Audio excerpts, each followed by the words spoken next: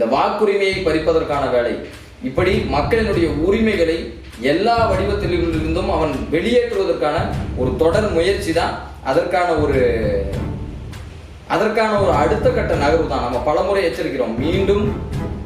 மீண்டும் பிஜேபி ஆட்சிக்கு வந்தால் அவன் அடுத்த முறை கை வைப்பது இந்தியாவினுடைய அரசமைப்பு சட்டத்தில் தான். புரட்சியாளர் அம்பேத்கர் தான் இவனுடைய கொள்கை எதிரி.